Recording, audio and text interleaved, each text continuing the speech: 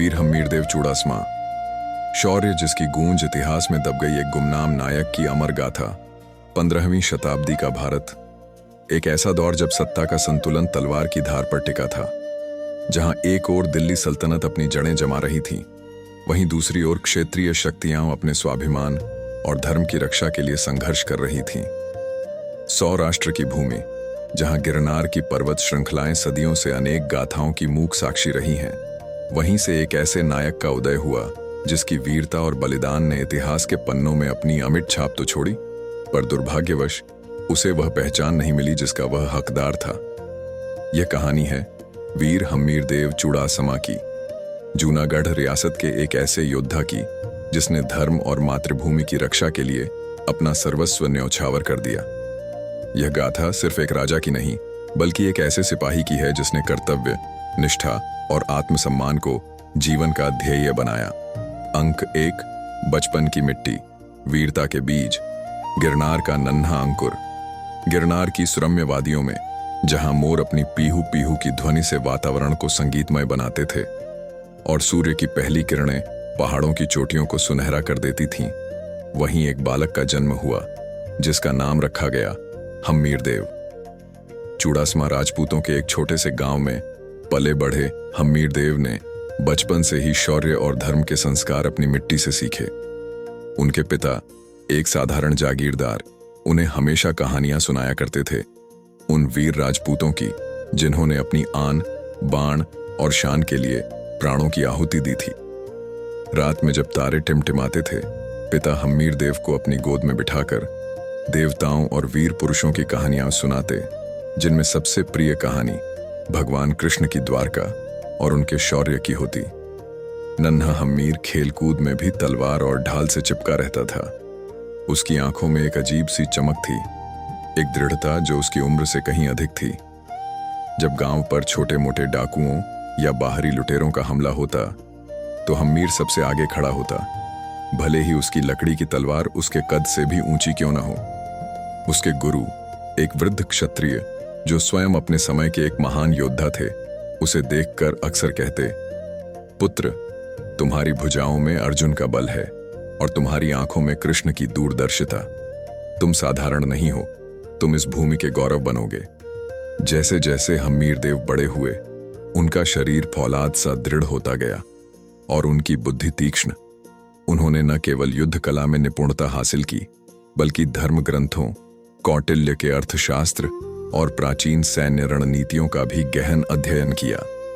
वे समझते थे कि असली शक्ति केवल भुजाओं में नहीं, बल्कि सिद्धांतों और नैतिक मूल्यों में निहित होती है। अपने गुरु से उन्होंने सीखा कि एक राजा या सेनापति का कर्तव्य केवल राज्य का विस्तार नहीं, बल्कि अपनी प्रजा की रक्षा, धर्म की स्थापना और न्याय को बनाए रखना भी है। वे अक्सर कहा करते थे, बिना धर्म के शक्ति अंधकार के समान है। एक बार गांव के पास एक छोटा सा व्यापारिक काफिला कुछ लुटेरों द्वारा घेर लिया गया। लुटेरे न केवल धन लूट रहे थे, बल्कि व्यापारियों और उनके परिवारों को भी प्रताड़ित कर रहे थे। हम्मीरदेव, जो उस समय केवल 16 वर्ष के थे, अपने कुछ युवा साथियों के साथ वहां पहुंच गए। उन्होंने बिना सोचे समझे अपनी तलवार खींच ली और उन लुटेरों से भिड़ गए।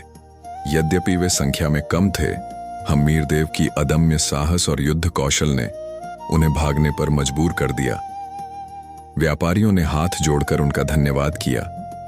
इस घटना ने हम्मीरदेव के जीवन को एक नई दिशा दी। उन्हें एहसास हुआ कि उनकी शक्ति का उपयोग उन लोगों के लिए होना चाहिए जो स्वयं की रक्षा करने में असमर्थ हैं।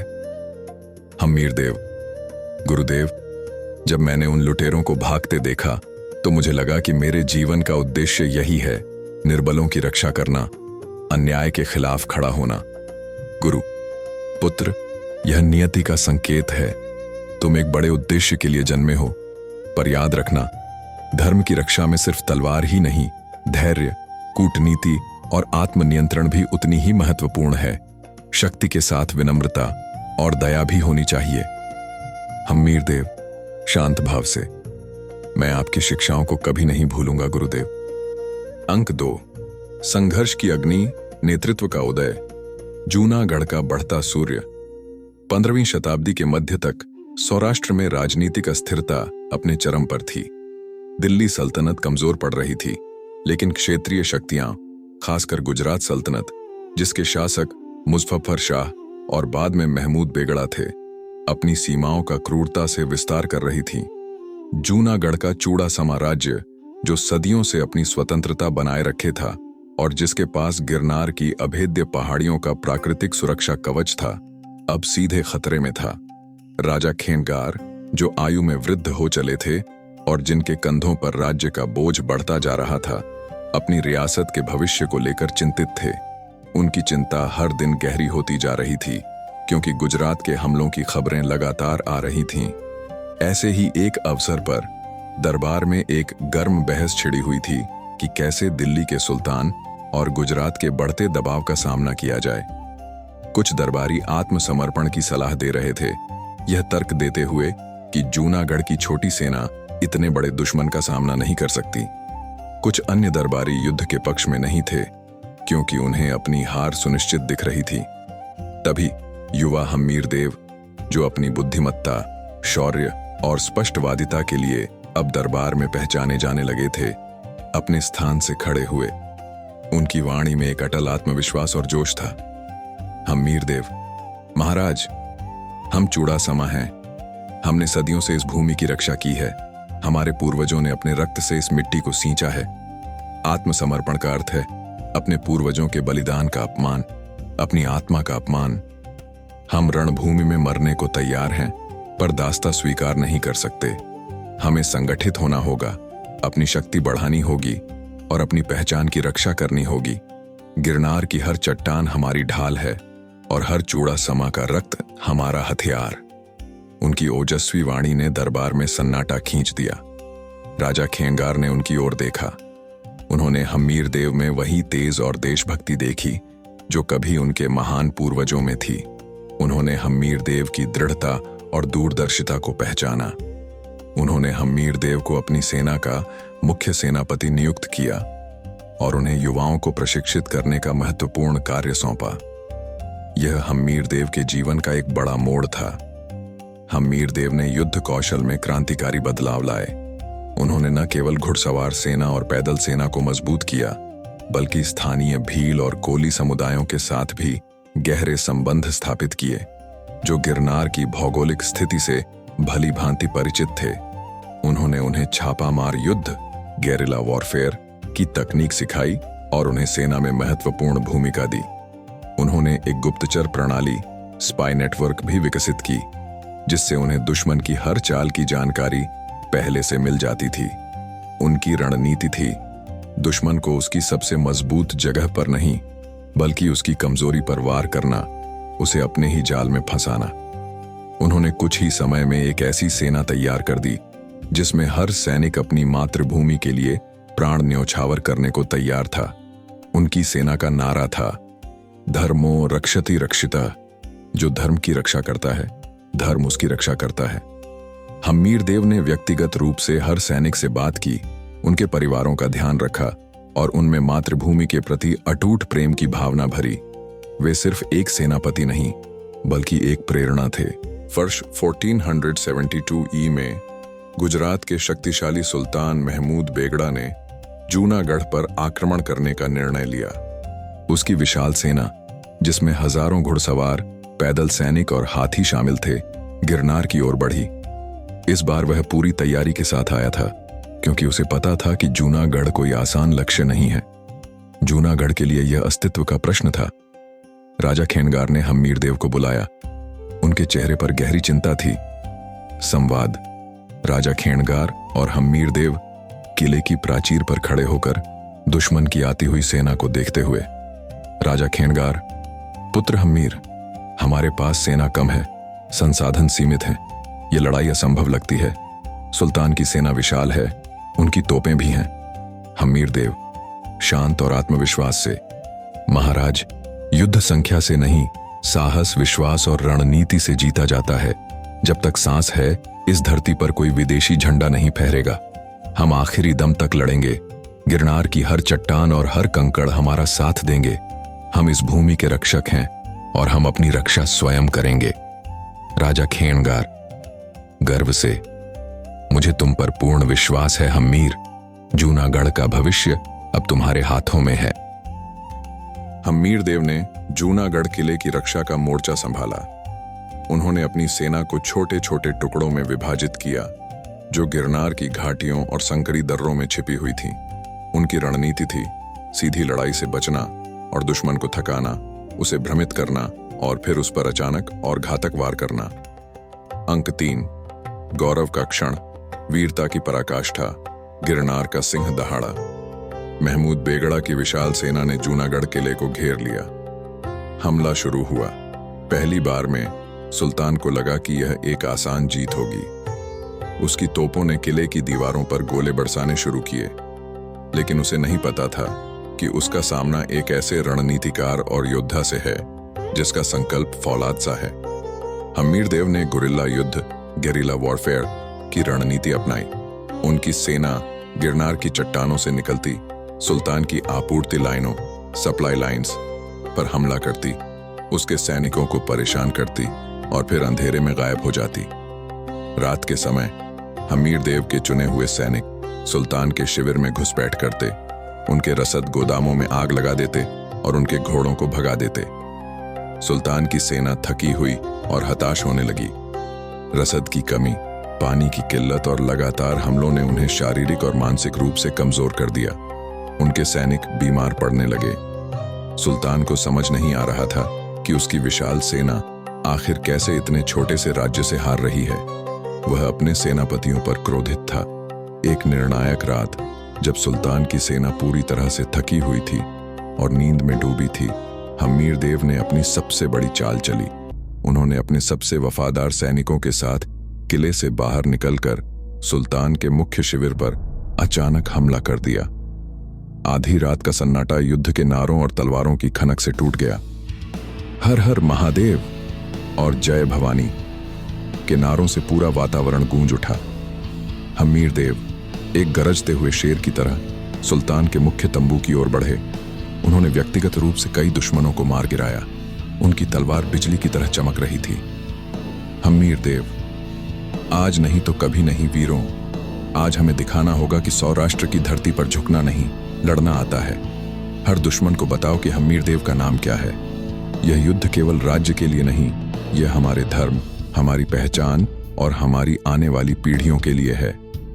यह हमला इतना अप्रत्याशित और भयानक था कि सुल्तान की सेना में भगदड़ मच गई। महमूद बेगड़ा खुद हम्मीर देव के हाथों मरते मरते बचा। उसके सेनापतियों में से कई मारे गए या घायल हुए। उसकी सेना का मनोबल पूरी तरह से टूट गया। कई दिनों के भीषण संघर्ष और हम्मीर देव की अद्वितीय रणनीतिक प्रतिभा के बाद महमूद बेगड़ा को अपनी विशाल सेना के साथ अपमानजनक रूप से पीछे हटने पर मजबूर होना पड़ा। जूनागढ़ बच गया। यह हम्मीर देव की रणनीतिक प्रतिभा, अदम्य साहस और अपने सैनिकों के प्रति अटूट विश्वास की जीत थी। पूरे सौराष्ट्र में उनके नाम का जय घोष हुआ। लोग उन्हें गिरनार का सिंह और सौराष्ट्र का रक्षक कहने लगे। राजा खेणगार ने उन्हें गले लगा लिया और सार्वजनिक रूप से उन्हें जूनागढ़ का सबसे बड़ा रक्षक घोषित किया। इस जीत ने न केवल जूनागढ़ की स्वतंत्रता को बनाए रखा, बल्कि गुजरात सल्तनत को भी अपनी सीमाओं के प्रति सतर्क रहने का संदेश दिया। यह वह क्षण था जब हम्मीर देव इतिहास के पन्नों में स्वर्णिम अक्षरों में दर्ज हो गए। उन्होंने दिखा दिया कि छोटी सी सेना भी अगर सही नेतृत्व और दृढ़ इच्छा शक्ति के साथ लड़े तो विशालकाय दुश्मनों को भी घुटनों पर ला सकती है। उनकी वीरता की गाथाएं हर चूड़ासमा के घर में गाई जाने लगीं। अंक 4, विश्वासघात और विस्मृति का अंधेरा। अंधेरे में गुम हुई एक चमक, लेकिन नियति को कुछ और ही मंजूर था। हम्मीर देव की बढ़ती लोकप्रियता और शक्ति ने दरबार के कुछ स्वार्थी और ईर्ष्यालु सरदारों को बेचैन कर दिया। उन्हें लगा कि हम्मीर देव कहीं राजा खेणगार के बाद सत्ता के लिए चुनौती न बन जाए। उन्हें डर था कि हम्मीर देव की निष्ठा और लोकप्रियता उनकी अपनी स्थिति को खतरे में डाल देगी। इन दरबारियों में से एक, जिसका नाम रत्नाकर था, जो लंबे समय से राजा का विश्वास पात्र था, लेकिन अब हम्मीर देव की छाया में आ गया था, उसने सबसे पहले षड्यंत्र की नींव रखी। उन्होंने धीरे धीरे राजा के कान भरने शुरू किए। हम्मीर देव के खिलाफ झूठी कहानियां गढ़ने लगे। महाराज, हम्मीर देव बहुत शक्तिशाली हो गए हैं, वे अब आपकी बात भी नहीं सुनते। उनकी अपनी सेना है, वे अब स्वयं निर्णय लेते हैं। उनके सैनिक सिर्फ हम्मीर देव के प्रति वफादार हैं, राज्य के प्रति नहीं। खबर है कि हम्मीर देव गुपचुप तरीके से अन्य राजपूत सरदारों से मिल रहे हैं, कहीं वे ही जूनागढ़ के सिंहासन पर आंख न गड़ाए हों। वे राजा को यह भी कहने लगे कि हम्मीर देव की रणनीति से अनावश्यक युद्ध हो रहे हैं, जिससे राज्य की संपत्ति का नुकसान हो रहा है। राजा खेणगार, जो वृद्धावस्था और बीमारी के कारण कमजोर हो चले थे और जिनकी निर्णय लेने की शक्ति धूमिल हो रही थी, इन षड्यंत्रों का शिकार होने लगे। वे हम्मीर देव की अटूट वफादारी को लेकर आशंकित होने लगे। उनके मन में शक के बीज बो दिए गए थे। हम्मीर देव इन दरबारियों की चालों से अनजान अपने कर्तव्यों में लीन थे। वे राज्य की सुरक्षा और प्रजा के कल्याण में लगे हुए थे। उन्हें इस बात का जरा भी अंदाजा नहीं था कि उनके ही अपने महल में उनके खिलाफ साजिश रची जा रही है। एक रात जब बिजली कड़क रही थी और बारिश हो रही थी, हम्मीर देव को एक वफादार सैनिक गोपाल से सूचना मिली कि राजा ने उन्हें गिरफ्तार करने का आदेश दिया है और कुछ ही समय में शाही सैनिक उन्हें पकड़ने आ रहे हैं। हम्मीर देव स्तब्ध रह गए। उनके चेहरे पर अविश्वास के भाव थे। हम्मीर देव, क्या कह रहे हो गोपाल? महाराज ने, पर क्यों? मैंने तो अपना सर्वस्व इस राज्य को दिया है। गोपाल आंखों में आंसू के साथ, सेनापति, मुझे पता चला है कि रत्नाकर और अन्य दरबारियों ने महाराज के कान भरे हैं। वे कहते हैं कि आप तख्ता पलट करना चाहते हैं। महाराज अब इतने कमजोर हैं कि वे किसी की भी बात पर विश्वास कर लेते हैं। हम्मीर देव गुस्से और दुख से भरी आंखों से, यह विश्वासघात है। मैं अपने सम्मान के साथ खिलवाड़ होते नहीं देख सकता। उन्होंने तुरंत राजा से मिलने का अनुरोध किया, अपनी बेगुनाही साबित करने के लिए, लेकिन उन्हें मना कर दिया गया। उन्हें एहसास हुआ कि उन्हें फंसाया जा रहा है और दरबार अब उनके खिलाफ हो चुका है। वे जानते थे कि अगर वे गिरफ्तार होते हैं तो यह जूनागढ़ और चूड़ासमा वंश के लिए एक अपमान होगा और इससे राज्य में गृह युद्ध छिड़ सकता है। हम्मीर देव का सबसे बड़ा मूल्य उनका आत्मसम्मान और राज्य के प्रति निष्ठा था। आधी रात को भारी बारिश में हम्मीर देव ने अपने कुछ सबसे वफादार सैनिकों और गोपाल के साथ जूनागढ़ छोड़ दिया। वे नहीं चाहते थे कि उनके कारण राज्य में गृह युद्ध छिड़े या कोई बाहरी दुश्मन इस आंतरिक कलह का फायदा उठा पाए। उनका मानना था कि उनके जाने से जूनागढ़ सुरक्षित रहेगा और शायद एक दिन राजा को सच्चाई का पता चलेगा और वे उन्हें वापस बुलाएंगे। हम्मीर देव ने गिरनार की गहरी पहाड़ियों में शरण ली, जहां वे कभी अपने गुरु के साथ तलवारबाजी सीखते थे। उन्होंने एक साधु का वेश धारण कर लिया और अपनी पहचान छिपा ली। उन्हें उम्मीद थी कि राजा को एक दिन सच्चाई का पता चलेगा और वे वापस बुलाए जाएंगे, लेकिन ऐसा नहीं हुआ। दरबारियों ने अपनी चाल जारी रखी और राजा खेणगार की मृत्यु के बाद उनके पुत्र और अगले राजा ने हम्मीर देव को पूरी तरह से भुला दिया। नए राजा को हम्मीर देव की बहादुरी से अधिक दरबारियों की चापलूसी पसंद थी। इस बीच गुजरात सल्तनत ने जूनागढ़ की इस आंतरिक कमजोरी का फायदा उठाया। महमूद बेगड़ा, जो हम्मीर देव से मिली हार का बदला लेना चाहता था, उसने फिर से जूनागढ़ पर हमला किया। इस बार कोई हम्मीर देव नहीं था जो उसकी विशाल सेना का सामना कर सके। जूनागढ़ का किला, जो कभी हम्मीर देव के पराक्रम से सुरक्षित था, टूट गया। चूड़ासमा राज्य गुजरात सल्तनत का हिस्सा बन गया। हम्मीर देव ने अपनी आंखों के सामने अपनी मातृभूमि को पराधीन होते देखा। गिरनार की चोटी से उन्होंने जूनागढ़ पर गुजरात का झंडा फहरते देखा। उनका हृदय टूट गया। वे अकेले पड़ गए थे, बिना सेना और समर्थन के, सिर्फ अपने सिद्धांतों और टूटे हुए सपनों के साथ। उन्होंने अपना शेष जीवन गिरनार की पहाड़ियों में साधु के वेश में बिताया, अपनी जन्मभूमि की स्वतंत्रता और अपने लोगों के कल्याण के लिए प्रार्थना करते रहे। उनकी मृत्यु गुमनामी में हुई, बिना किसी धूमधाम के, बिना किसी राजकीय सम्मान के। वे एक ऐसे शौर्य के प्रतीक थे जिसे उनके ही अपनों ने भुला दिया था। अंक 5, विरासत और प्रेरणा का संदेश। स्मृति में अमर, प्रेरणा में जीवंत। समय बीतता गया। जूनागढ़ का चूड़ासमा राज्य इतिहास का एक हिस्सा बन गया। महमूद बेगड़ा ने जूनागढ़ का नाम बदलकर मुस्तफाबाद कर दिया और अपनी राजधानी वहीं बना ली। धीरे धीरे हम्मीर देव का नाम मुख्यधारा के इतिहास से मिट गया। उनकी कहानियां केवल स्थानीय लोकगीतों और कुछ प्राचीन अप्रकाशित ग्रंथों तक ही सीमित रह गईं। इतिहास के पन्नों में उन्हें कभी वह स्थान नहीं मिला जिसके वे हकदार थे। वृद्ध ग्रामीण। मेरे बच्चों, इतिहास की किताबें सिर्फ उन लोगों के बारे में नहीं बताती जिन्होंने सिंहासन पर राज्य किया या महान युद्ध जीते। वे उन लोगों के बारे में भी बताती हैं जो अपनी पूरी जिंदगी किसी ऊंचे आदर्श के लिए जिए और फिर गुमनामी में खो गए। हम्मीर देव ऐसे ही एक वीर थे, लेकिन क्या सचमुच कोई नायक मरता है? नहीं, हम्मीर देव का बलिदान व्यर्थ नहीं गया। उनकी कहानी ने पीढ़ियों तक सौराष्ट्र के लोगों को प्रेरित किया। जब भी कोई बाहरी शक्ति इस भूमि पर हावी होने की कोशिश करती, हम्मीर देव की वीरता की कहानियां लोगों को उठ खड़े होने का साहस देती। वे स्थानीय प्रतिरोधों और स्वाधीनता आंदोलनों के लिए एक प्रेरणा स्रोत बन गए।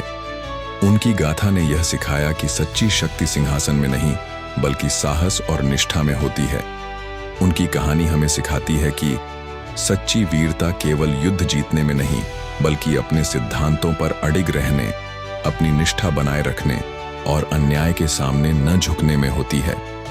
बलिदान और निष्ठा का मूल्य अक्सर तत्कालीन परिस्थितियों में नहीं पहचाना जाता, पर उसकी गूंज सदियों तक सुनाई देती है। सत्ता का लोभ, ईर्ष्या और अंदरूनी कलह कैसे महानतम नायकों को भी गुमनामी के अंधेरे में धकेल सकते हैं और कैसे यह एक पूरे राज्य को भी कमजोर कर सकता है। इतिहास के पन्नों में दर्ज न होने का मतलब यह नहीं कि उनका योगदान महत्वहीन था। कुछ कहानियां दिल में जीवित रहती हैं। वृद्ध ग्रामीण। आज भी जब आप गिरनार की पहाड़ियों से गुजरते हैं तो हवा में एक पुरानी गूंज सुनाई देती है। वीर हम्मीर देव चूड़ासमा की। उनकी तलवार की खनक, उनकी रणनीति की दहाड़ और उनके बलिदान की मौन चीख। वे भले ही इतिहास के औपचारिक पन्नों से गायब हो गए हों, लेकिन सौराष्ट्र की मिट्टी, गिरनार की चट्टानें और वहां के लोगों के हृदय में वे अमर हैं। दृश्य। एक छात्र पूछता है, छात्र, तो दादाजी, उनका स्मारक क्यों नहीं है? उनके बारे में हमने किताबों में क्यों नहीं पढ़ा? वृद्ध ग्रामीण मुस्कुराते हुए आंखों में चमक के साथ, क्योंकि बेटा, कुछ नायक ऐसे होते हैं जिनकी कहानी इतिहास नहीं, बल्कि मिट्टी और जनमानस सुनाता है। उनका स्मारक हमारी यादों में है, हमारी कहानियों में है। यह कहानी हमें सिर्फ एक नायक की विस्मृति का दुख नहीं देती, बल्कि यह हमें यह भी सोचने पर मजबूर करती है कि हमारे इतिहास में ऐसे कितने ही गुमनाम सितारे हैं जिनकी चमक को हमने अब तक नहीं पहचाना। हम्मीर देव जैसे नायकों को याद करना सिर्फ इतिहास का सम्मान नहीं, बल्कि अपने वर्तमान को शक्ति देना भी है, ताकि हम अन्याय के खिलाफ खड़े होने और धर्म के पथ पर चलने की प्रेरणा पा सकें। एक गुमनाम नायक की गाथा। धर्मरक्षक धवल। धवल, कहानी का नायक, एक साधारण किसान परिवार का युवक जो असाधारण वीरता और धर्मनिष्ठा का प्रतीक बनता है। रणधीर सिंह, धवल का मित्र, जो बाद में कुछ मजबूरियों के कारण भटक जाता है। महाराजा मंडलिक द्वितीय, जूनागढ़ के शासक, जिनके शासनकाल में कहानी घटित होती है। कुछ स्रोतों में इन्हें चुड़ासमा वंश का अंतिम महत्वपूर्ण शासक बताया गया है, जिन्होंने 15वीं सदी के मध्य में महमूद बेगड़ा का सामना किया। शेर खान, एक स्थानीय सामंत जो अपनी महत्वाकांक्षाओं के लिए किसी भी हद तक जा सकता है। महमूद बेगड़ा, गुजरात का सुल्तान, एक शक्तिशाली और महत्वाकांक्षी शासक। उसका जूनागढ़ पर आक्रमण और विजय ऐतिहासिक तथ्य है, जो लगभग 1467-68 ईस्वी में हुई थी। वह जूनागढ़ का नाम बदलकर मुस्तफाबाद रखता है। गौरी माँ, धवल की माता, ममता और संस्कारों की प्रतिमूर्ति। नगर श्रेष्ठी धनालाल, जूनागढ़ का एक धनी व्यापारी जो परिस्थितियों के कारण सत्ता के साथ समझौता करने को मजबूर होता है। प्रस्तावना, धरती का आह्वान। समय था 15वीं शताब्दी का मध्य। गुजरात की धरती, जो सदियों से व्यापार, कला और संस्कृति का केंद्र रही है, अब एक चौराहे पर खड़ी थी। पूरब से आ रही नई शक्तियां, नई विचारधाराएं इस प्राचीन भूमि की शांति को भंग कर रही थीं। जूनागढ़ की रियासत, जिसे महाराजा मंडलिक द्वितीय बड़े साहस से संभाले हुए थे, एक अग्नि परीक्षा से गुजर रही थी। यह वह काल था जब मालवा और गुजरात के सुल्तानों के बीच लगातार संघर्ष हो रहा था और इन संघर्षों की आंच आमजन तक पहुंच रही थी। इसी धरती के एक साधारण से गांव में पगडंडियों और खेतों के बीच एक असाधारण आत्मा पल रही थी। एक ऐसा नायक जिसका नाम इतिहास के चमकते पन्नों पर शायद कभी दर्ज नहीं हुआ, लेकिन जिसकी कहानी अगर सुनी जाए तो हर भारतीय के दिल में देशभक्ति और धर्मनिष्ठा की लौ जला सकती है। उसका नाम था धवल, युवा धवल। नमस्कार दोस्तों, आप सभी का हमारे YouTube चैनल ONS हिस्ट्री पर स्वागत है। दोस्तों, आपसे एक छोटा सा निवेदन है कि वीडियो शुरू करने से पहले कमेंट बॉक्स में अपना नाम और शहर का नाम लिखना ना भूलें। यह जानना हमारे लिए महत्वपूर्ण है। एक और गुजारिश, अगर आप पहली बार हमारे चैनल पर आए हैं तो कृपया सब्सक्राइब जरूर करें और नोटिफिकेशन बेल दबा दें ताकि हमारा कोई भी नया वीडियो आपसे मिस ना हो। और इस कहानी या रिश्ते की सच्चाई जानने के लिए वीडियो को अंत तक देखना ना भूलें। उसका नाम था धवल, युवा धवल। लगभग 18-20 वर्ष, अपने खेतों में बैलगाड़ी को हाँकते हुए उसके चेहरे पर सादगी और लगन दिखती है। पास ही उसका मित्र रणधीर सिंह बैठा है जो कुछ अधिक तेजी और चपलता दिखाता है। धवल एक साधारण किसान का बेटा। उसकी सुबह खेतों में मिट्टी से बातें करते हुए बीतती थीं। धरती की सुगंध उसकी सांसों में बसती थी। उसकी शामें अपनी माँ गौरी माँ के साथ गांव के प्राचीन शिवालय में बीतती थीं, जहां भक्ति और आस्था की गहरी जड़ें थीं। धवल के लिए धर्म सिर्फ पूजा पाठ या कर्मकांड नहीं था, बल्कि जीवन जीने का एक तरीका था।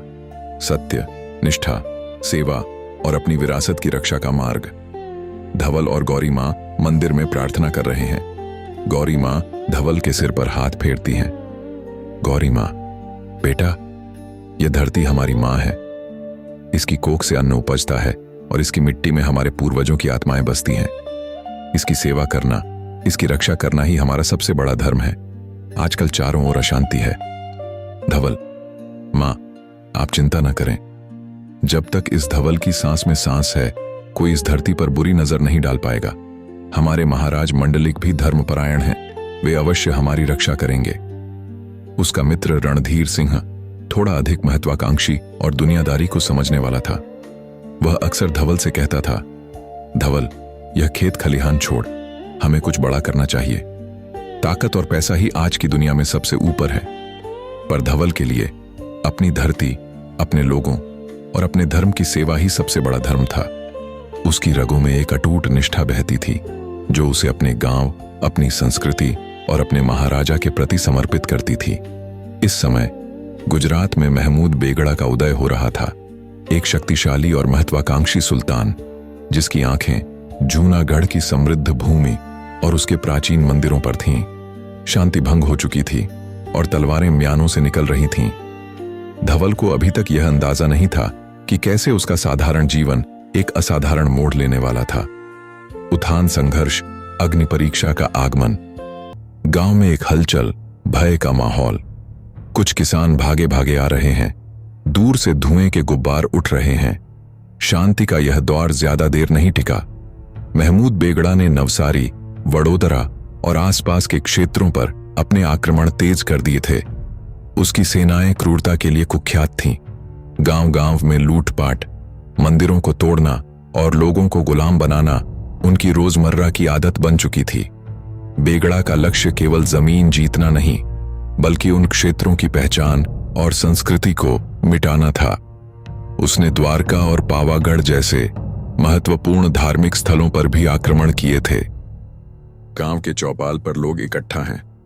गांव का मुखिया, बूढ़े बुजुर्ग और युवा सभी परेशान दिख रहे हैं।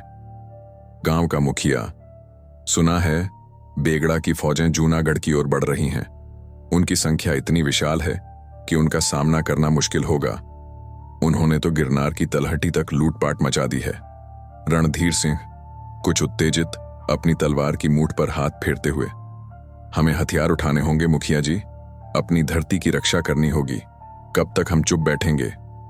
धवल शांत, पर उसकी आवाज में एक अजीब सी दृढ़ता।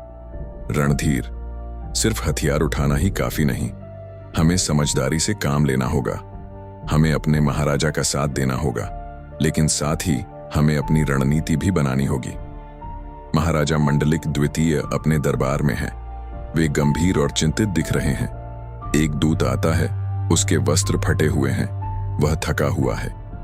दूत हांफते हुए, महाराज, शत्रु सेनाएं तेजी से गिरनार की ओर बढ़ रही हैं। उन्होंने आसपास के कई गांवों को तबाह कर दिया है और मंदिरों को अपवित्र किया है। उनकी संख्या विशाल है। महाराजा मंडलिक द्वितीय अपनी तलवार पर हाथ रखते हुए, उनकी आंखें चमक रही हैं। हम अंतिम सांस तक लड़ेंगे। यह हमारी भूमि है, हमारा धर्म है। चुड़ासमा वंश ने कभी किसी के सामने घुटने नहीं टेके। मैं स्वयं रणभूमि में उतरूंगा। महाराजा मंडलिक द्वितीय ने साहसपूर्वक रक्षा की तैयारी की। उन्होंने अपनी सेना को संगठित किया। इतिहास बताता है कि जूनागढ़ के किले, विशेषकर ऊपरकोट किला, अपनी अभेद्यता के लिए प्रसिद्ध थे। धवल ने गांव के युवाओं को इकट्ठा किया। उसने उन्हें न केवल लाठी और साधारण हथियारों का प्रशिक्षण दिया, बल्कि उन्हें गोरिल्ला युद्ध की छोटी मोटी तरकीबें भी सिखाईं, जो उसने अपने बुजुर्गों और शिकार के अनुभवों से सीखी थीं। उसने स्वयं भी कई बार दुश्मन सैनिकों का सामना किया और उन्हें खदेड़ा। रणधीर सिंह भी धवल के साथ कंधे से कंधा मिलाकर लड़ रहा था, लेकिन उसके मन में धीरे धीरे एक अलग ही विचार पनपने लगा था, अपनी सुरक्षा और व्यक्तिगत लाभ का विचार। एक रात धवल और रणधीर सिंह जंगल में आग के पास बैठे हैं।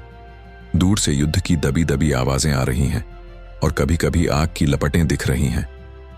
रणधीर सिंह थका हुआ और हताश, धवल, ये कब तक चलेगा? हम कब तक लड़ेंगे? वे बहुत शक्तिशाली हैं। उनके पास तो तोपें भी हैं जिनकी हमें जानकारी भी नहीं। धवल आंखों में दृढ़ता, आग की लपटों को देखते हुए, जब तक हमारी सांसें चलेंगी। रणधीर, यह धर्म युद्ध है। यह केवल हमारी जमीन के लिए नहीं, हमारे अस्तित्व, हमारे धर्म और हमारी आने वाली पीढ़ियों के लिए है।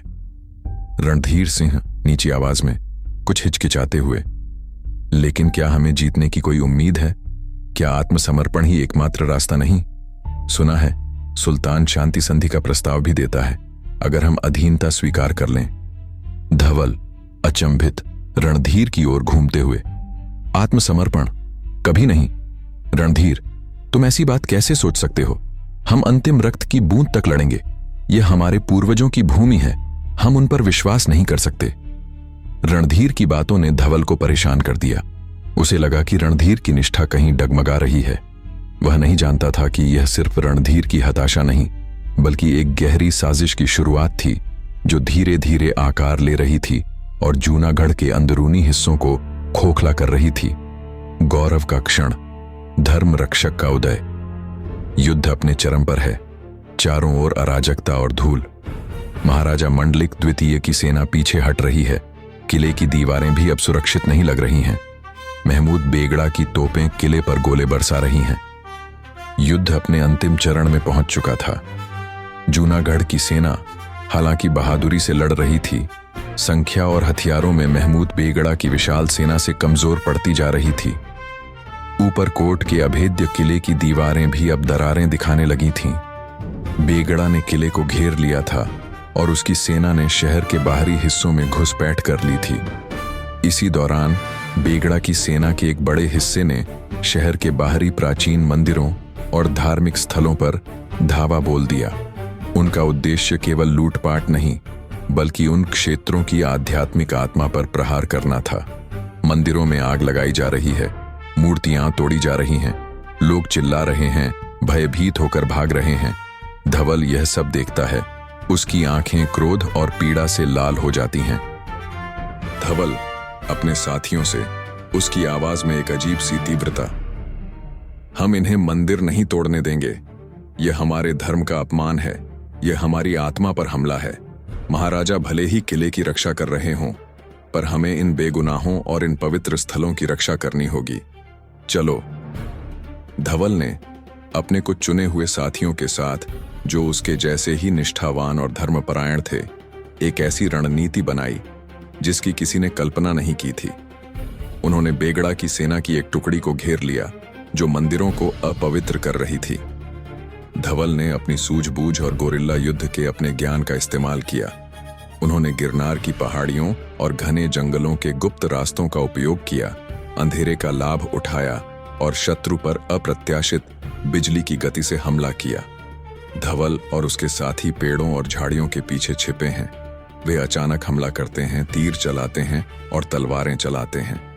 दुश्मन सैनिक अचंभित हैं। धवल स्वयं एक बड़े और क्रूर दुश्मन सैनिक को अपनी साधारण तलवार और असाधारण फुर्ती से मार गिराता है। वह एक जलते हुए मंदिर के अंदर घुसकर एक मूर्ति को बचाता है। धवल, जोर से उसकी आवाज जंगल में गूंजती है। धर्म की जय हो, महादेव हर हर हर महादेव। धवल के नेतृत्व में उस छोटी सी टुकड़ी ने सैकड़ों दुश्मन सैनिकों को खदेड़ दिया और कई प्राचीन मंदिरों को बचा लिया।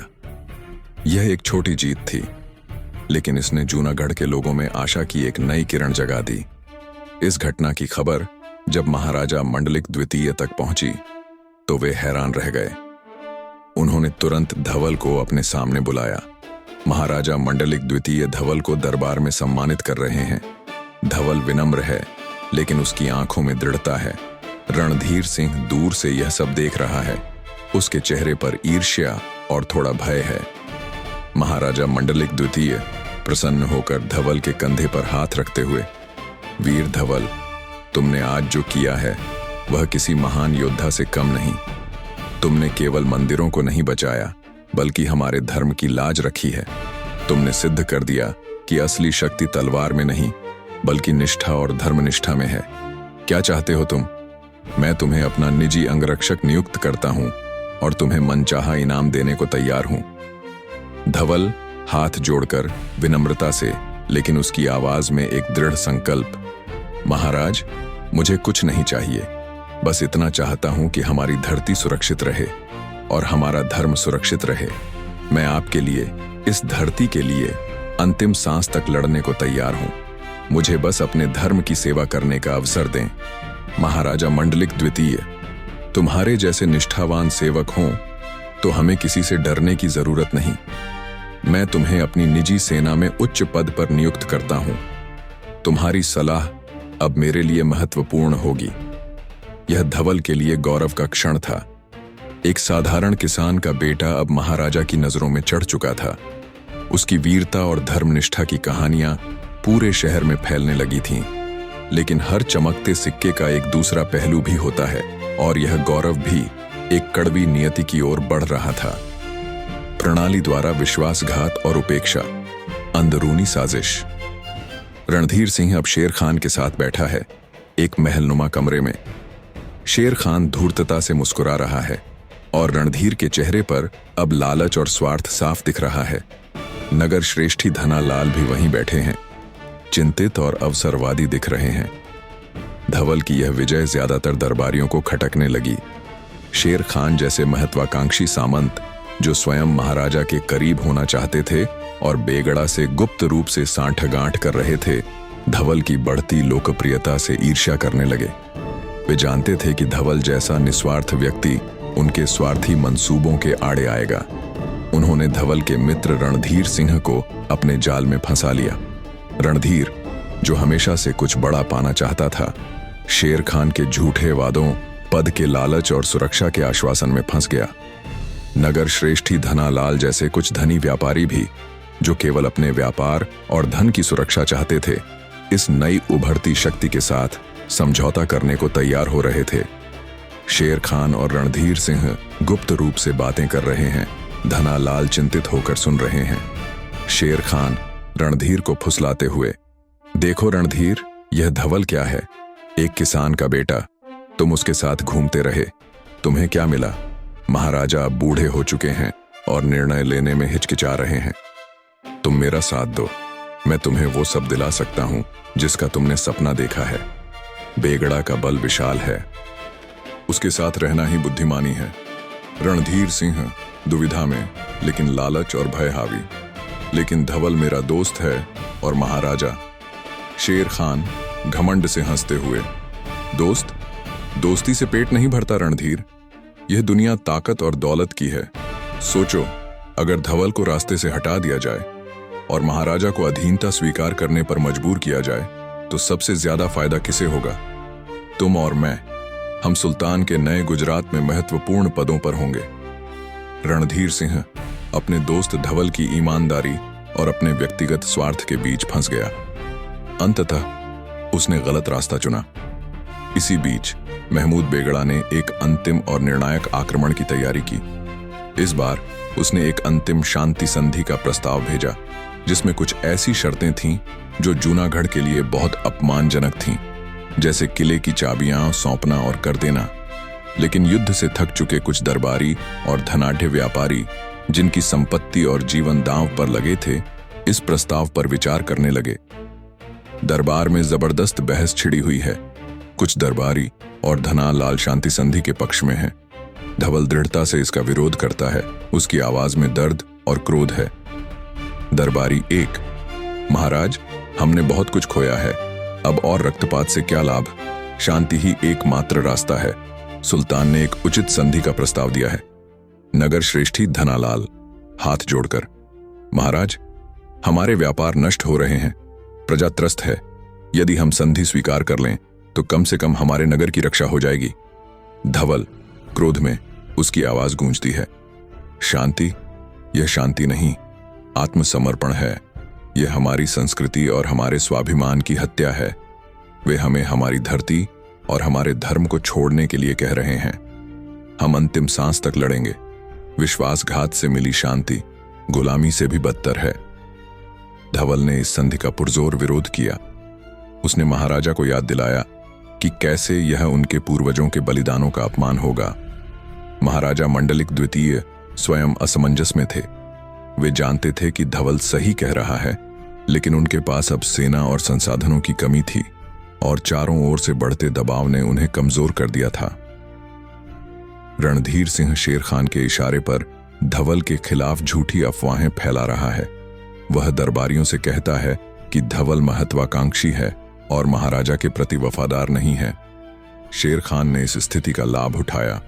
उसने और रणधीर सिंह ने मिलकर धवल के खिलाफ महाराजा के कान भरने शुरू कर दिए। उन्होंने धवल पर आरोप लगाए कि वह महाराजा के आदेशों की अवहेलना कर रहा है, कि वह महत्वाकांक्षी है और स्वयं सत्ता हथियाना चाहता है। उन्होंने धवल द्वारा बेगड़ा की सेना को भगाने को भी गलत तरीके से प्रस्तुत किया, जैसे कि धवल ने महाराजा के आदेश के बिना काम किया हो और अपनी ही सेना को खतरे में डाला हो। महाराजा मंडलिक द्वितीय चिंता में हैं।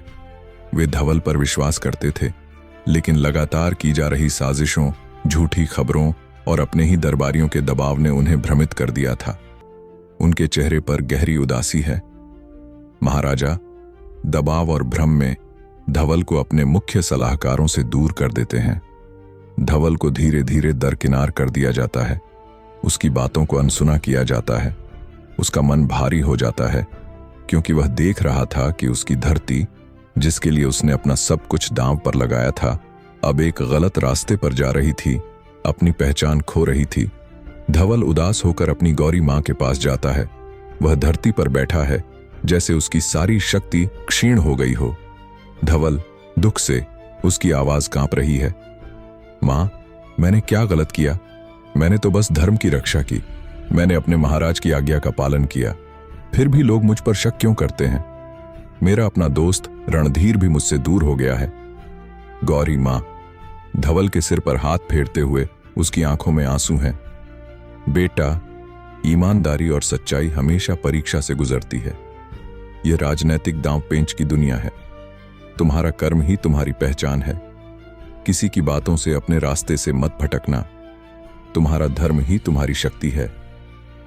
अंततः महाराजा मंडलिक द्वितीय ने बेगड़ा के प्रस्ताव को स्वीकार कर लिया, यह मानते हुए कि यह युद्ध को रोकने और प्रजा की रक्षा करने का एकमात्र रास्ता था। यह धवल के लिए एक बड़ा झटका था। उसने अपनी आंखों के सामने अपने धर्म और अपनी धरती का अपमान होते देखा। उसे समझ नहीं आ रहा था कि उसने इतना बलिदान क्यों दिया।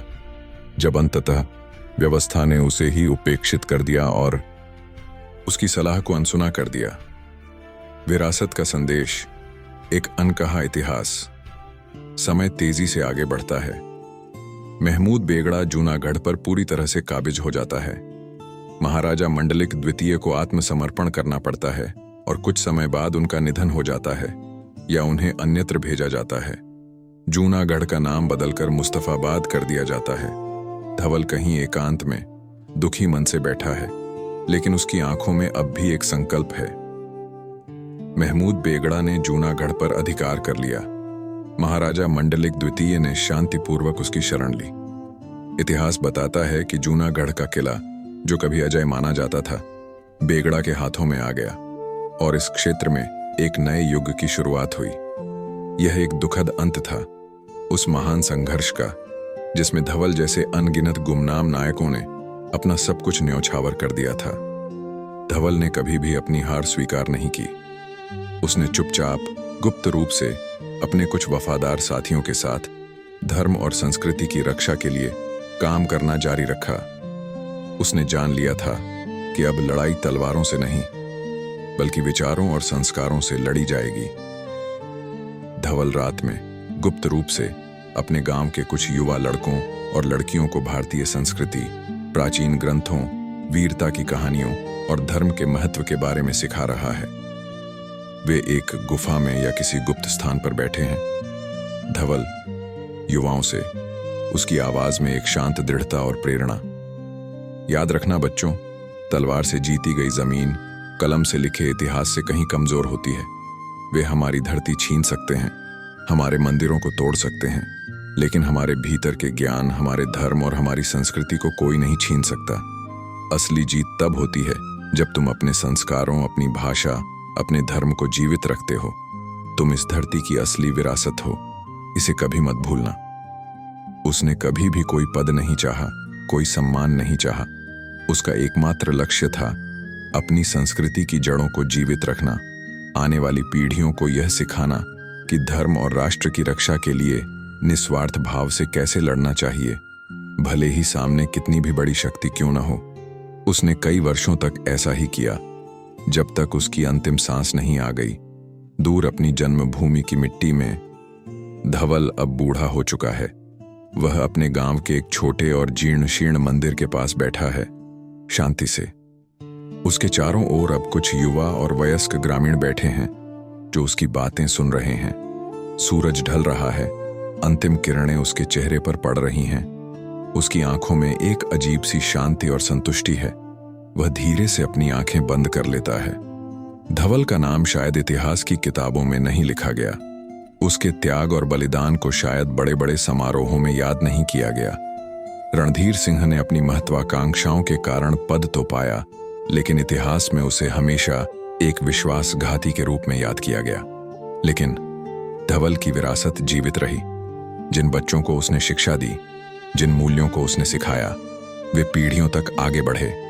उसकी कहानी अगर कोई सुनता तो यह सिखाती कि असली नायक वे नहीं होते जो सिंहासन पर बैठते हैं या जिनके नाम इतिहास में स्वर्ण अक्षरों में लिखे जाते हैं।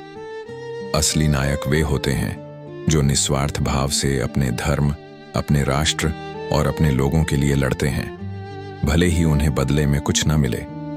वे अंधेरे में भी आशा की किरण जलाते हैं। कैमरा धीरे धीरे धवल के शांत चेहरे से हटता है और दूर जूनागढ़ के किले पर जाता है, जो अब मुस्तफाबाद कहलाता है। लेकिन उसकी प्राचीन दीवारें अब भी जूनागढ़ के गौरव की कहानी कहती हैं। फिर कैमरा गुजरात के ग्रामीण इलाकों और मंदिरों पर घूमता है, जहां आज भी प्राचीन परंपराएं जीवित हैं। धवल जैसे अनसंग हीरोज की कहानियां हमें यह सिखाती हैं कि सच्ची बहादुरी प्रचार या पहचान पर निर्भर नहीं करती। यह अटूट विश्वास, अदम्य साहस और अपने सिद्धांतों के प्रति समर्पण में निहित है। उनका योगदान अदृश्य हो सकता है, लेकिन उनके कार्य सदियों तक प्रतिध्वनित होते रहते हैं, जो हमें याद दिलाते हैं कि इतिहास केवल राजाओं और युद्धों का लेखा जोखा नहीं है, बल्कि उन अनगिनत धवलों की कहानियों का भी है, जिन्होंने अपनी आत्मा और जीवन को एक उच्च उद्देश्य के लिए समर्पित कर दिया। उनकी आत्माएं आज भी हमें अपने धर्म और राष्ट्र के प्रति अपनी निष्ठा को कभी न छोड़ने का संदेश देती हैं, भले ही कितनी। एक गुमनाम नायक की गाथा। सतलुज का प्रहरी वीरपाल। भाग 1। प्रस्तावना। धरती का आह्वान। समय था 15वीं शताब्दी का आरंभ। पंजाब की धरती, जो अपनी उपजाऊ भूमि, 5 नदियों के आशीर्वाद और बहादुर लोगों के लिए प्रसिद्ध थी, अब एक नए दौर से गुजर रही थी। दिल्ली में सैयद वंश का शासन था और उनकी पकड़ पंजाब पर ढीली पड़ रही थी। इस अस्थिरता का लाभ उठाकर कई स्थानीय सरदार, जिनमें खोखर सरदार जसरत भी शामिल थे, अपनी स्वतंत्रता के लिए संघर्ष कर रहे थे। यह वह काल था जब हर सुबह एक नई चुनौती लेकर आती थी और हर शाम एक नई अनिश्चितता छोड़ जाती थी। इसी सतलुज के किनारे बसे एक छोटे से गांव में, जहां जीवन की धुन धीमी और लयबद्ध थी, एक असाधारण आत्मा पल रही थी। एक ऐसा नायक जिसका नाम इतिहास के चमकते पन्नों पर शायद कभी दर्ज नहीं हुआ। नमस्कार दोस्तों, आप सभी का हमारे YouTube चैनल ONS हिस्ट्री पर स्वागत है। दोस्तों, आपसे एक छोटा सा निवेदन है कि वीडियो शुरू करने से पहले कमेंट बॉक्स में अपना नाम और शहर का नाम लिखना ना भूलें। यह जानना हमारे लिए महत्वपूर्ण है। एक और गुजारिश, अगर आप पहली बार हमारे चैनल पर आए हैं तो कृपया सब्सक्राइब जरूर करें और नोटिफिकेशन बेल दबा दें, ताकि हमारा कोई भी नया वीडियो आपसे मिस ना हो।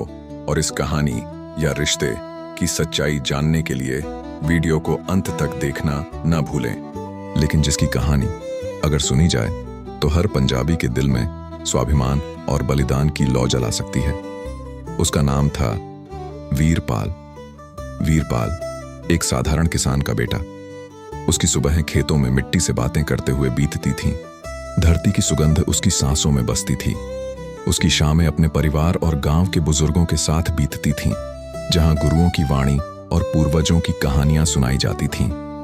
वीरपाल के लिए धर्म सिर्फ पूजा पाठ नहीं था, बल्कि जीवन जीने का एक तरीका था। सत्य, निष्ठा, सेवा और अपनी विरासत की रक्षा का मार्ग। बीबी नानकी। वीरपाल, आजकल चारों ओर अशांति है। दिल्ली से खबर आती है कि सुल्तान मुबारक शाह अपनी सेनाएं पंजाब में भेज रहा है और खोखर सरदार जसरत भी अपनी शक्ति बढ़ा रहे हैं। लगता है अब शांति ज्यादा दिन नहीं रहेगी। वीरपाल, दीदी, जब तक हम अपनी धरती पर खड़े हैं, कोई हमें झुका नहीं सकता। हमारे बुजुर्गों ने हमें सिखाया है कि अपनी जमीन और अपने धर्म की रक्षा करना सबसे बड़ा कर्तव्य है। जसरत खोखर भी तो इसी धरती के बेटे हैं। वे भी तो दिल्ली से लोहा ले रहे हैं। उसका मित्र तेजा सिंह थोड़ा अधिक व्यावहारिक और दुनियादारी को समझने वाला था। वह अक्सर वीरपाल से कहता था, वीरपाल, यह सब बड़े लोगों की बातें हैं। हमें अपनी खेती बाड़ी पर ध्यान देना चाहिए। तलवारों की खनक से हमारा क्या लेना देना।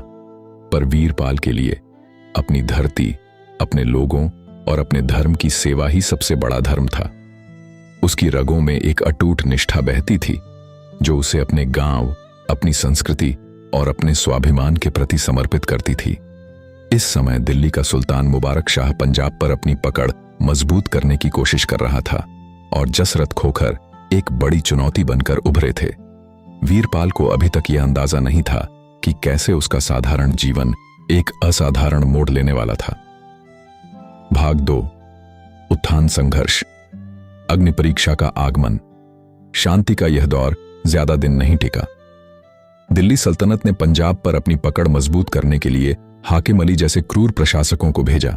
उन्होंने गांवों पर भारी कर लगाए, लोगों को जबरन सेना में भर्ती किया और स्थानीय मंदिरों व गुरुद्वारों को अपवित्र करना शुरू कर दिया। उनका उद्देश्य केवल जमीन जीतना नहीं, बल्कि पंजाबियों के स्वाभिमान और पहचान को कुचलना था। बाबा प्रीतम सिंह, बेटों, हाकिम अली की सेना ने पास के गांव में लूटपाट मचाई है। उन्होंने मंदिरों को तोड़ा है और हमारी बहनों का अपमान किया है। यह अब बर्दाश्त से बाहर है। तेजा सिंह, बाबा जी, हम क्या कर सकते हैं? उनकी सेना बहुत बड़ी है, हमारे पास तो हथियार भी नहीं है। वीरपाल, तेजा, हम चुप नहीं बैठेंगे। अगर हम अपनी धरती और धर्म की रक्षा नहीं कर सकते तो हमारा जीना ही व्यर्थ है। हमें अपने महाराजा जसरत खोखर का साथ देना होगा। वे ही हैं जो दिल्ली से लोहा ले रहे हैं। वीरपाल ने गांव के युवाओं को इकट्ठा किया। उसने उन्हें न केवल लाठी और साधारण हथियारों का प्रशिक्षण दिया, बल्कि उन्हें सतलुज के किनारे की भौगोलिक जानकारी का उपयोग करके गोरिल्ला युद्ध की छोटी मोटी तरकीबें भी सिखाईं, जो उसने अपने शिकार के अनुभवों से सीखी थीं। उसने स्वयं भी कई बार हाकिम अली के सैनिकों का सामना किया और उन्हें खदेड़ा। इस छोटी सी सफलता ने गांव वालों में एक नई उम्मीद जगाई। इसी बीच जसरत खोखर की बढ़ती शक्ति की खबरें पूरे पंजाब में फैल रही थीं। जसरत ने लाहौर पर कब्जा कर लिया था और दिल्ली सल्तनत के लिए एक बड़ी चुनौती बन गए थे। वीरपाल ने महसूस किया कि अब समय आ गया है कि वह अपने छोटे से गांव की रक्षा से आगे बढ़कर बड़े संघर्ष का हिस्सा बने। वीरपाल, हमें जसरत खोखर तक पहुंचना होगा। उन्हें हमारी जरूरत है और हमें उनकी। हम इस क्षेत्र की हर पगडंडी, हर नदी के मोड़ को जानते हैं। यह जानकारी उनके लिए सोने से भी ज्यादा कीमती होगी। तेजा सिंह, वीरपाल, यह बहुत खतरनाक है। अगर हाकिम अली को पता चला तो वह हमें नहीं छोड़ेगा। बाबा प्रीतम सिंह, तेजा, डरने से कुछ नहीं होगा। वीरपाल सही कह रहा है। कभी कभी एक चिंगारी ही आग लगा देती है। जाओ बेटा, तुम्हारी निष्ठा और साहस ही तुम्हारा सबसे बड़ा हथियार है।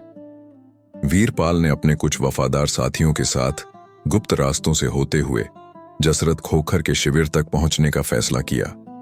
यह एक जोखिम भरी यात्रा थी, लेकिन वीरपाल के मन में अपनी धरती और अपने धर्म की रक्षा का दृढ़ संकल्प था। गौरव का क्षण। सतलुज का प्रहरी वीरपाल और उसके साथी कई दिनों की यात्रा के बाद जसरत खोखर के शिविर तक पहुंचे। जसरत, जो दिल्ली सल्तनत के साथ लगातार संघर्ष में थे, एक महत्वपूर्ण रणनीति पर विचार कर रहे थे। सुल्तान मुबारक शाह की सेनाएं हाकिम अली के नेतृत्व में जसरत को सतलुज नदी के पास घेरने की योजना बना रही थी। वीरपाल, महाराज, मैं सतलुज के किनारे बसे एक छोटे से गांव से आया हूं। हाकिम अली की सेना हमारे क्षेत्र में आतंक फैला रही है, लेकिन हम इस क्षेत्र की हर पगडंडी, हर गुप्त रास्ते और नदी के हर मोड़ को जानते हैं। हमें खबर मिली है कि हाकिम अली सतलुज के एक संकरे मार्ग से आपको घेरने की कोशिश कर रहा है। जसरत खोखर, यह जानकारी बहुत महत्वपूर्ण है युवक। तुम कैसे जानते हो?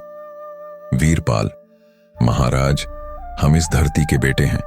हमने अपनी आंखों से हाकिम अली की क्रूरता देखी है। हम अपने धर्म और अपनी धरती की रक्षा के लिए कुछ भी कर सकते हैं।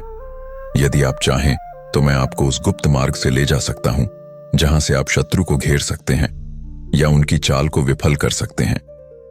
जसरत खोखर ने वीरपाल की आंखों में एक अद्वितीय निष्ठा और साहस देखा। उन्होंने तुरंत वीरपाल की सलाह मानी और उसे अपनी सेना के एक महत्वपूर्ण हिस्से का मार्गदर्शक नियुक्त किया। यह वह समय था जब जसरत खोखर ने दिल्ली सल्तनत को कई बार चुनौती दी थी, यहां तक कि लाहौर और दिल्ली के कुछ हिस्सों पर भी कब्जा कर लिया था। वीरपाल का योगदान इस संघर्ष में निर्णायक साबित हुआ। वीरपाल ने जसरत की सेना को एक ऐसे गुप्त मार्ग से ले गया जिसकी हाकिम अली की सेना ने कल्पना भी नहीं की थी। यह मार्ग दलदली और खतरनाक था, लेकिन वीरपाल ने अपनी सूझबूझ और स्थानीय ज्ञान से सेना को सुरक्षित निकाला। जब हाकिम अली की सेना उस संकरे मार्ग पर पहुंची जहां वे जसरत को घेरने की योजना बना रहे थे, तो वीरपाल ने एक और साहसिक कदम उठाया। वीरपाल, तेजा सिंह और कुछ साथी नदी के किनारे से आग के गोले और तीर चलाते हैं, जिससे दुश्मन भ्रमित हो जाते हैं। वे एक छोटी सी टुकड़ी के साथ दुश्मन के पीछे से हमला करते हैं, जिससे हाकिम अली की सेना में भगदड़ मच जाती है। वीरपाल, हर हर महादेव, वाहे गुरु जी का खालसा, वाहे गुरु जी की फतेह। वीरपाल की इस रणनीति और उसके व्यक्तिगत साहस ने हाकिम अली की सेना को पूरी तरह से भ्रमित कर दिया। जसरत खोखर की मुख्य सेना ने इस भ्रम का फायदा उठाया और हाकिम अली की सेना पर निर्णायक हमला किया।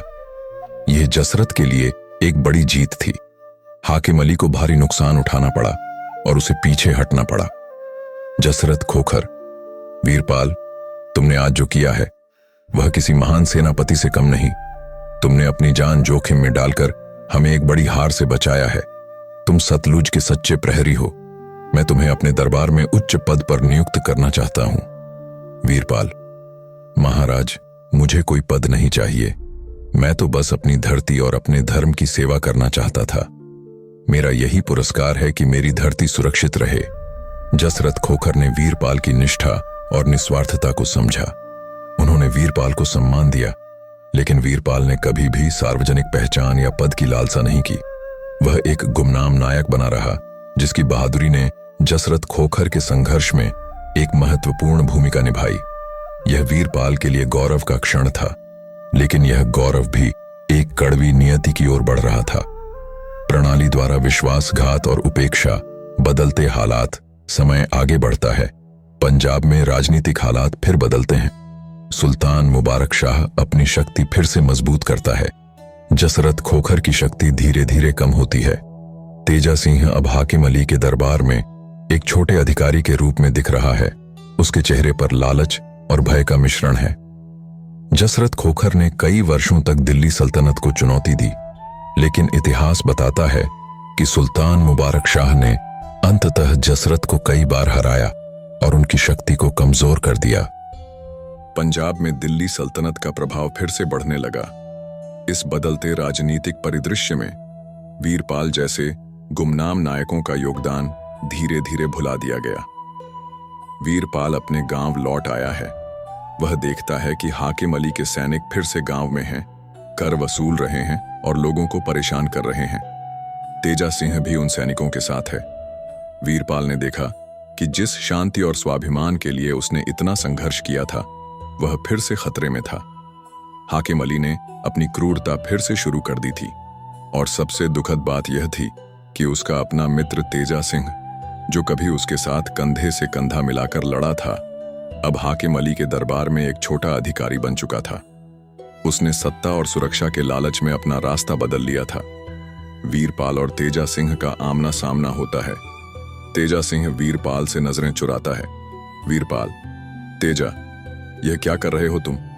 तुम उन्हीं लोगों की सेवा कर रहे हो जिन्होंने हमारी धरती को लूटा, हमारे धर्म का अपमान किया। तेजा सिंह: वीरपाल, यह समय बदल गया है। अब हमें दिल्ली के साथ रहना होगा। जसरत खोखर अब कमजोर हो गए हैं। हमें जीना है तो समझौता करना होगा। वीरपाल: समझौता? यह समझौता नहीं, आत्मसमर्पण है। तेजा, क्या तुमने अपना स्वाभिमान बेच दिया? तेजा सिंह ने कोई जवाब नहीं दिया। वीरपाल को लगा जैसे उसके अपने ही लोगों ने उसे धोखा दिया हो। उसकी निस्वार्थ सेवा को भुला दिया गया था। दिल्ली सल्तनत के नए अधिकारी या वे लोग जो उनके साथ समझौता कर चुके थे, वीरपाल जैसे लोगों को खतरा मानते थे। उन्हें ऐसे लोग पसंद नहीं थे जो सवाल करते थे या प्रतिरोध की भावना रखते थे। वीरपाल बाबा प्रीतम सिंह के पास बैठा है, उदास। वीरपाल: बाबा जी, मैंने क्या गलत किया? मैंने तो बस अपनी धरती और अपने धर्म की रक्षा की, फिर भी मुझे कोई पहचान नहीं मिली, और मेरे अपने ही लोग अब मुझे शक की निगाह से देखते हैं। बाबा प्रीतम सिंह वीरपाल के सिर पर हाथ फेरते हुए: बेटा वीरपाल, सच्ची बहादुरी कभी पहचान की मोहताज नहीं होती। इतिहास अक्सर उन लोगों को भूल जाता है जो चुपचाप, निस्वार्थ भाव से अपना कर्तव्य निभाते हैं, लेकिन उनकी विरासत कभी नहीं मरती। तुम एक बीज हो जो सही समय पर एक विशाल वृक्ष बनेगा। वीरपाल को धीरे धीरे दरकिनार कर दिया गया। उसकी बातों को अनसुना किया गया। उसका मन भारी हो गया, क्योंकि वह देख रहा था कि जिस पंजाब के लिए उसने अपना सब कुछ दांव पर लगाया था, वह फिर से गुलामी की जंजीरों में जकड़ रहा था। उसे समझ नहीं आ रहा था कि उसने इतना बलिदान क्यों दिया, जब अंततः व्यवस्था ने उसे ही उपेक्षित कर दिया। विरासत का संदेश, एक अनकहा इतिहास। समय आगे बढ़ता है। वीरपाल अब बूढ़ा हो चुका है। वह अपने गांव के एक छोटे से घर में बैठा है, शांति से। उसके चारों ओर अब कुछ युवा और बच्चे बैठे हैं जो उसकी बातें सुन रहे हैं। सूरज ढल रहा है। अंतिम किरणें उसके चेहरे पर पड़ रही हैं। उसकी आंखों में एक अजीब सी शांति और संतुष्टि है। वीरपाल का नाम शायद इतिहास की किताबों में नहीं लिखा गया। उसके त्याग और बलिदान को शायद बड़े बड़े समारोहों में याद नहीं किया गया। जसरत खोखर का नाम तो इतिहास में दर्ज हुआ, लेकिन वीरपाल जैसे अनगिनत गुमनाम नायकों के बिना उनका संघर्ष अधूरा रहता। वीरपाल ने कभी भी अपनी हार स्वीकार नहीं की। उसने चुपचाप, गुप्त रूप से अपने गांव में रहकर धर्म और संस्कृति की रक्षा के लिए काम करना जारी रखा। उसने जान लिया था कि अब लड़ाई तलवारों से नहीं, बल्कि विचारों, संस्कारों और कहानियों से लड़ी जाएगी। वीरपाल युवा पीढ़ी को कहानियां सुना रहा है, वीरता की, धर्मनिष्ठा की, पंजाब के गौरव की। वह उन्हें अपनी भाषा, अपने गीत और अपनी परंपराओं का महत्व सिखा रहा है। वीरपाल युवाओं से, उसकी आवाज में एक शांत दृढ़ता और प्रेरणा। याद रखना बच्चों, तलवार से जीती गई जमीन कलम से लिखे इतिहास से कहीं कमजोर होती है। वे हमारी धरती छीन सकते हैं, हमारे मंदिरों को तोड़ सकते हैं, लेकिन हमारे भीतर के ज्ञान, हमारे धर्म और हमारी संस्कृति को कोई नहीं छीन सकता। असली जीत तब होती है जब तुम अपने संस्कारों, अपनी भाषा, अपने गीत, अपने गुरुओं की वाणी को जीवित रखते हो। तुम इस धरती की असली विरासत हो, इसे कभी मत भूलना। यही सच्चा स्वाभिमान है। उसने कभी भी कोई पद नहीं चाहा, कोई सम्मान नहीं चाहा। उसका एकमात्र लक्ष्य था अपनी संस्कृति की जड़ों को जीवित रखना, आने वाली पीढ़ियों को यह सिखाना कि धर्म और राष्ट्र की रक्षा के लिए निस्वार्थ भाव से कैसे लड़ना चाहिए, भले ही सामने कितनी भी बड़ी शक्ति क्यों न हो। उसने कई वर्षों तक ऐसा ही किया, जब तक उसकी अंतिम सांस नहीं आ गई। दूर अपनी जन्मभूमि की मिट्टी में सतलुज की लहरों की गूंज सुनते हुए कैमरा धीरे धीरे वीरपाल के शांत चेहरे से हटता है और दूर पंजाब के हरे भरे खेतों और सतलुज नदी पर जाता है, जहां आज भी प्राचीन परंपराएं और लोकगीत जीवित हैं। वीरपाल जैसे अनसंग हीरोज की कहानियां हमें यह सिखाती हैं कि सच्ची बहादुरी प्रचार या पहचान पर निर्भर नहीं करती। यह अटूट विश्वास, अदम्य साहस और अपने सिद्धांतों के प्रति समर्पण में निहित है। उनका योगदान अदृश्य हो सकता है, लेकिन उनके कार्य सदियों तक प्रतिध्वनित होते रहते हैं, जो हमें याद दिलाते हैं कि इतिहास केवल राजाओं और युद्धों का लेखा जोखा नहीं है, बल्कि उन अनगिनत वीरपालों की कहानियों का भी है, जिन्होंने अपनी आत्मा और जीवन को एक उच्च उद्देश्य के लिए समर्पित कर दिया। उनकी आत्माएं आज भी हमें अपने धर्म और राष्ट्र के प्रति अपनी निष्ठा को कभी न छोड़ने का संदेश देती है, भले ही कितनी भी बड़ी चुनौती क्यों न हो। वे पंजाब की मिट्टी में रचे बसे हैं और उनकी कहानी सतलुज की लहरों में हमेशा गूंजती रहेगी।